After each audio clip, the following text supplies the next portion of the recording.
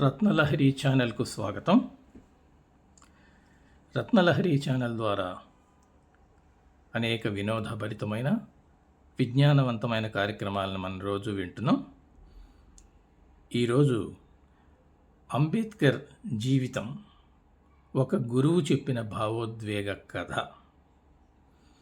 ఇది రాసి పంపిన వారు శ్రీ తేరాల రాజేంద్ర ప్రసాద్ గుప్తా గారు, హైదరాబాద్. దీన్ని మీకు చదివి వినిపిస్తున్నవారు తాడూరి వెంకట శేషగిరిరావు. ఇప్పుడు మనం అంబేద్కర్ జీవితం ఒక గురువు చెప్పిన భావోద్వేగ కథ విందాం. క్లాసు రూములో నిశ్శబ్దం. విద్యార్థులందరూ కూర్చున్నారు. బోర్డు ముందు గురువు నిలబడ్డాడు. ఈరోజు నేను ఒక మహానుభావుడి గురించి చెప్తాను. ఆయన కథ వింటే మీ ఆలోచన మారుతుంది అని ప్రారంభించాడు గురువు. ఒక చిన్న బాలుడు పాఠశాలకు వెళ్తాడు. కానీ అతనికి ఇతర పిల్లలతో కలిసి కూర్చోవడానికి అనుమతి ఉండదు.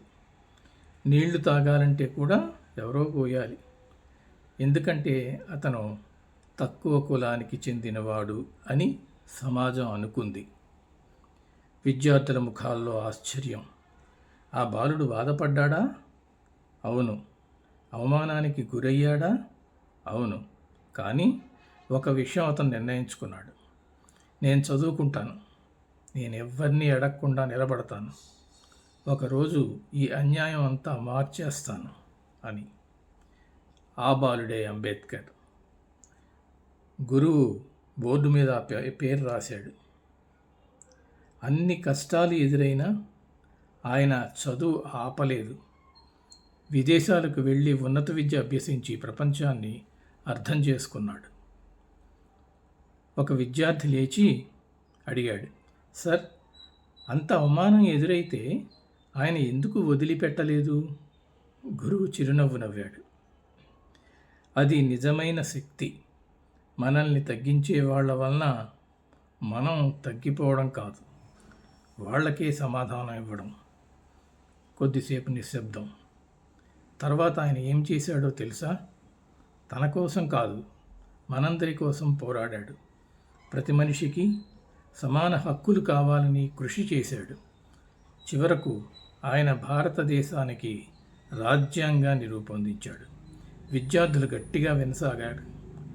ఈరోజు మీరు క్లాసులో కూర్చుని చదువుకోవడం, మీ హక్కులు, మీ గౌరవం, ఇవన్నీ ఒక మనిషి పోరాటం వల్లనే సాధ్యమయ్యాయి.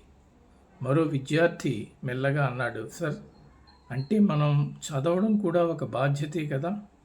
గురువు తల ఊపాడు. అవును. చదువు అంటే మార్కులు కాదు, మార్పు. మీ జీవితాన్ని మాత్రమే కాదు, సమాజాన్ని మార్చే శక్తి. క్లాసు ముగిసే సమయంలో గురువు చివరి మాటలు అన్నాడు. అవమానం చూపిన ఒక బాలుడు దేశానికి మార్గం చూపిన మహానుభావుడయ్యాడు. అవమానం చూసిన ఒక బాలుడు దేశానికి మార్గం చూపిన మహానుభావుడయ్యాడు. మీలో కూడా అలాంటి శక్తి ఉంది. ప్రశ్న ఒకటే, మీరు దాన్ని ఉపయోగిస్తారా లేదా? దీన్ని రాసిన వారు రాజేంద్ర ప్రసాద్ గుప్తా, హైదరాబాద్. రత్నలహరి ఛానల్ను సబ్స్క్రైబ్ చేయండి. మీకు తెలిసిన వారందరితోనూ చేయించండి. ప్రతి కార్యక్రమం మీద మీ సూచనలు, సలహాలు మాకు తెలియజేస్తే ఇంకా ఉన్నతమైన విలువలు కలిగినటువంటి అనేకమైనటువంటి అంశాలను మీ ముందు మేము ఉంచడం జరుగుతుంది. నమస్కారం.